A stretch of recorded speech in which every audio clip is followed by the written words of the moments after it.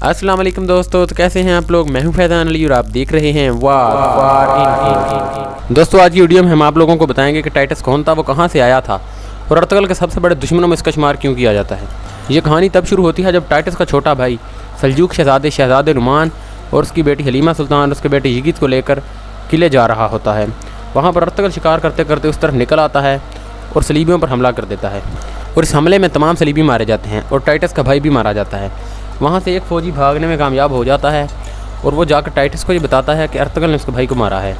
दोस्तों टाइटस जो कि सलीबियों के नज़दीक एक अजीम तरीन कप्तान और उसके अलावा एक अजीम तरीन जंगजू था, वो इसे एक जंगजू के तौर पर अजीम तरीन माना करते थे। तमाम सलीबी ही टाइटस की काबिलियत से वाकिफ़ थे और उसे बहुत ज़्यादा अहमियत दी जाती थी, क्योंकि वो लोग समझते थे कि एक टाइटस ही ऐसा बहादुर नौजवान है जो कि सलीबियों की तरफ से मुसलमानों से लड़ सकता है। दोस्तों टाइटस सलीबियों का वाहिद बहादुर जर्नैल था जिसने बहुत सारे मुसलमानों के इलाके फतह किए थे। इसके अलावा भी इसे मुसलमानों को कत्ल करने के हवाले से भी ख़ास तौर पर जाना जाता था। वैसे तो उसकी दुश्मनी तकरीबन तमाम मुसलमानों से ही थी, लेकिन अर्तुगरुल से उसकी दुश्मनी कुछ खास हो गई क्योंकि अर्तुगरुल ने उसके छोटे भाई को मार डाला था। दोस्तों टाइटस ये सुनकर के अर्तुगरुल ने उसके भाई को मार डाला है एकदम गुस्से से लाल पीला हो गया और वहाँ से निकल खड़ा हुआ कि अब मैं अर्तुगरुल और उसके कई कबीले को ख़त्म करके ही वापस लौटूंगा। इस काम के लिए टाइटस ने कारत एगर से हाथ मिला लिया जो कि एक सल्जूक कमांडर था। वो मुसलमान भी ज़रूर था और सल्जूक कमांडर भी ज़रूर था, लेकिन वो सुलेमान शाह और उसके कई कबीले से कुछ नहीं था। इसी वजह से उसने भी टाइटस से हाथ मिला लिया और कई कबीले में अपने आदमी भेजकर कई मरतबा कई कबीले के मेहमान शहज़ादे नुमान और उसके ख़ानदान पर हमले करवाए, लेकिन तमाम मरतबा तकरीबन ये तमाम हमले नाकाम रहे। दोस्तों कहा जाता है कि जब अर्तुगरुल गाज़ी हलब अपने लिए ज़मीन लेने जा रहे थे और टाइटस ने रास्ते में इन पर हमला भी किया था, लेकिन उस हमले में भी खुशकिस्मती से अर्तुगरुल गाज़ी बच निकले थे। इसके अलावा दोस्तों कहा जाता है कि हलब में भी सलीबियों ने पूरे ज़ोर शोर से अपने कदम जमा रखे थे और वहाँ पर भी हर तरफ उनके जासूस मौजूद थे। नासिर जो कि हलब के अमीर गियासुद्दीन अल अज़ीज़ का कमानदार था और उसका सबसे ख़ास और करीबी फ़ौजी था, वो भी एक सलीबी जासूस ही था और वो टाइटस के मातहत था, यानी वो टाइटस की हर बात माना करता था और जो भी वहाँ पर होता था वो टाइटस को खबर दिया करता था।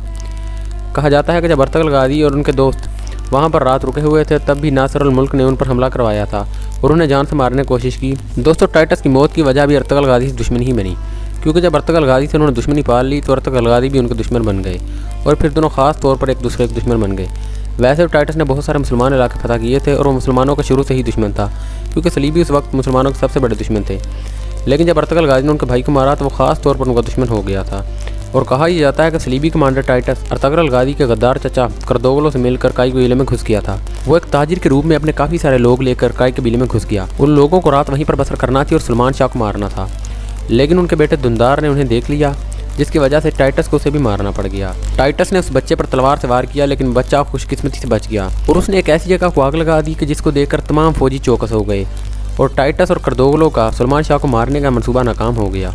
शेख राशिदुद्दीन का कहना है कि वह बच्चा बाद में ठीक हो गया था। वो कुछ देर कोमा में ज़रूर रहा था, लेकिन कुछ महीनों के बाद वो बच्चा ठीक भी हो गया था। लेकिन जब अर्तुगरुल हलब से वापस आया तो उसे पता चला कि उसके भाई पर टाइटस ने हमला किया है, तो वो गुस्से से आगबूला हो गया और टाइटस को ढूंढते हुए वहाँ से निकल गया। उसके बाद टाइटस अपने उस्ताद आज़म पेत्रोचो के पास जा पहुँचा, जो कि सलीबी किले में सबसे बड़ा अहदेदार था। सलीबी किले में वो ऐसा वाहिद अफसर था कि जिसके टाइटस भी मातहत था, वरना टाइटस की बात तमाम लोग मानते थे और उस्ताद आज़म पेत्रोचो सिर्फ ऐसा इंसान था कि जिसकी बात टाइटस को मानना पड़ती थी। लेकिन उस्ताद आज़म पेत्रोचो को भी टाइटस की काबिलियत पर कोई शक नहीं था और उस्ताद आज़म ने ही टाइटस को कई कबीले और अर्तुगरुल को ख़त्म करने के लिए भेजा था। उस्ताद आज़म इस कदर ज़ालिम था कि उसने अपने भाई उमर को भी कैद कर रखा था। उसका वो भाई कि जो मुसलमान हो गया था, उसने इब्न अल अरबी की वजह से इस्लाम कबूल कर लिया और उसके बाद उस्ताद आज़म ने उसे भी कैद कर दिया और उसकी दोनों बेटियों को ये बताया कि उनका बाप मर चुका है और इसे मुसलमानों ने मारा था। लेकिन अरसा गुजरने के बाद उमर की बेटी को ये पता चल गया कि उसके बाप को कैद में रखा गया है और जब वो इसे मिलने गई तो उस्ताद आज़म को इसकी खबर हो गई और उसने उसे भी मरवा दिया। उसके बाद उस्ताद आज़म की छोटी भतीजी इज़ाडोरा वहाँ पर पहुँची, जिसे पहले से ही ये पता था कि उसका बाप कैद में रखा गया है, क्योंकि उसे उसकी बड़ी बहन ने मरने से पहले ख़त में ये बता दिया था कि उनका बाप जिंदा है और उसे उस्ताद आज़म ने ही कैद में रखा है। इसी वजह से वह मुसलमानों से मिल गई और उसने अर्तुगरुल के साथ मिलकर सलीबियों का किला फतह करने का इरादा बनाया। वो चुपके से कई कबीले में जा घुसी और उसने वहाँ पर जाकर अर्तुगरुल को तमाम रात बता दिए। उसने अर्तुगरुल और कई कबीले वालों को यह भी बताया कि किले में 2 सुरंगें जाती हैं, जिनमें से एक का रास्ता उसे मालूम है लेकिन दूसरे का रास्ता उसे मालूम नहीं है। इज़ाडोरा वहाँ पर पहुँच तो गई, लेकिन वापस जाते ही उसको मौत का सामना करना पड़ा, क्योंकि वहाँ पर अर्तुगरुल का गद्दार चचा करदोगलो मौजूद था, जिसने पहले से ही सलीबियों को यह खबर कर दी थी। वापस जाते ही उस्ताद आज़म पेत्रोचो ने इज़ाडोरा को कैद करवा दिया और उसे मारने का हुक्म दे दिया, लेकिन इज़ाडोरा ने भी जाते जाते अपने चचा को एक जहर से भरा हुआ खंजर मारा। लेकिन उस्ताद आज़म पेत्रोचो को यह नहीं पता था कि यह खंजर जहर से भरा हुआ है। उसने इसे एक मामूली खंजर समझकर बाहर निकालकर फेंक दिया, लेकिन बाद में कुछ दिनों के बाद उसके पूरे जिस्म में जहर समा गया और आहिस्ता आहिस्ता बीमार होना शुरू हो गया और उसका पूरा जिस्म गलना सड़ना शुरू हो गया और उसकी पूरी शक्ल भी बिगड़ गई। और ईसाइयों पर ऐसा मुश्किल वक्त चल रहा था कि वहाँ पर सुप्रीम कौंसिल आ पहुँची। दोस्तों, सुप्रीम कौंसिल असल में एक ऐसा इदारा था जहाँ पर तमाम उस्ताद आज़म इकट्ठे होते थे। सुप्रीम कौंसिल ईसाइयों के नज़दीक एक ऐसी कमेटी थी कि जिसमें तमाम बड़े बड़े पादरी शामिल हुआ करते थे जिन्हें ईसाई मुअज़्ज़िज़ मानते थे। इन्होंने वहाँ पहुँचकर उस्ताद आज़म पैथरोजी की हालत देखी तो उन्होंने नया उस्ताद आज़म चुनने का फैसला कर लिया और आपस में मुशावरत के बाद उन्होंने टाइटस को नया उस्ताद आज़म चुन लिया और इस तरह से टाइटस उस किले में सबसे बड़े ओहदे पर फायद हो गया। टाइटस ने उस्ताद आज़म बनते ही मुसलमानों से जंग की तैयारियां शुरू कर दी। लेकिन टाइटस अभी जंग की तैयारी ही कर रहा था कि अर्तगल और उसके तमाम काई कबीले ने उनके किले को घेर लिया और किले को घेरने के बाद उन्होंने सुरंगों की तलाश शुरू कर दी। लेकिन उन लोगों को एक ही सुरंग मिली जो कि बंद की जा चुकी थी और दूसरी सुरंग उन्हें ना मिल सकी। इसी सिलसिले में कार्डिनल थॉमस ने वहाँ से भागने की सोची। दोस्तों, कार्डिनल थॉमस जो कि एक अजीम पादरी माना जाता था और वो पादरियों में सबसे बड़े रुतबे पर फाइज था और वो कुछ दिनों के लिए मेहमान उस किले में आया था। जब उसने देखा कि मुसलमान इस किले को घेरे हुए हैं तो उसने वहाँ से भागने की सोची और उसने टाइटस पर दबाव डाला कि वह उसको बाहर निकाले। टाइटस ने कार्डिनल को बाहर निकालने के लिए दूसरी सुरंग को खोल दिया और उसके साथ चंद सिपाही भेज दिए।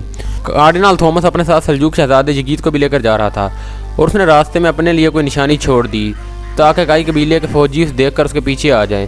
जब कई कबीले के फौजियों ने उस निशानी को देखा तो वो पीछे चले गए। उन्होंने वहाँ पहुँचकर कार्डिनल थॉमस को पकड़ लिया और उन्हें दूसरी सुरंग का भी इसी तरह से मालूम हो गया। बस उसके बाद क्या था, मुसलमानों ने दूसरी सुरंग का पता लगाया और उसमें दाखिल होकर किले में दाखिल हो गए और वहाँ पर जंगो जदल शुरू हो गई।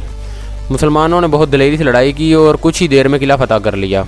मुसलमानों ने किला तो फतह कर लिया लेकिन टाइटस वहाँ से भाग निकलने में कामयाब हो गया और उसने फिर से मुसलमानों पर हमला करने की साजिशें की।